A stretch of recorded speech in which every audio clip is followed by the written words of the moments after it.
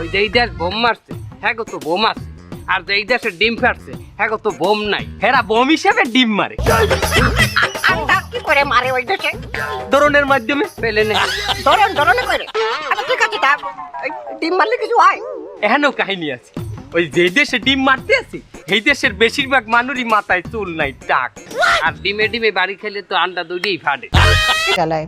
এ সময় পরপর 2টি ডিম ছোড়া হয়। এনসিপির নেতা আক্তারের পিঠে ডিমগুলো লাগে।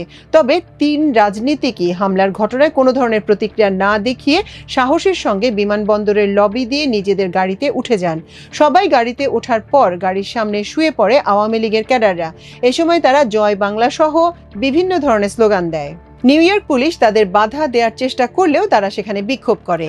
বিমানবন্দর থেকে বের হয়ে নির্ধারিত হোটেলের সামনে এনসিপি আয়োজিত সমাবেশে বক্তব্য দেন আক্তার। তিনি আওয়ামী লীগকে হুঁশিয়ার করে বলেন, আমরা এই প্রজন্ম যারা হাসিনার গুলির সামনে দাঁড়াতে ভয় পায়নি, অতএব কারো ছোড়া ডিমে আমাদের কিছু আসে যায় না।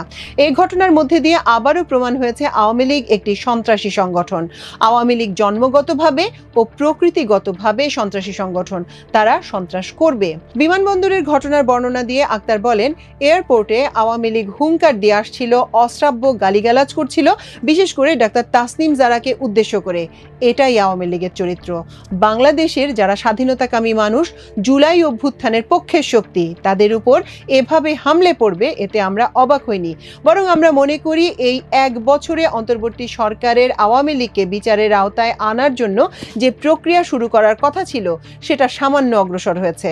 আওয়ামী লীগের সন্ত্রাসী যারা পালিয়ে এসেছে তারা বিদেশের বিভিন্ন জায়গায় সন্ত্রাস করছে। দেশে এবং দেশের বাইরে আওয়ামী লীগ ও তাদের দোসর যারা সন্ত্রাস করছে তাদের ফিরিয়ে নিয়ে বিচারের কাঠগড়ায় দাঁড় করাতে হবে।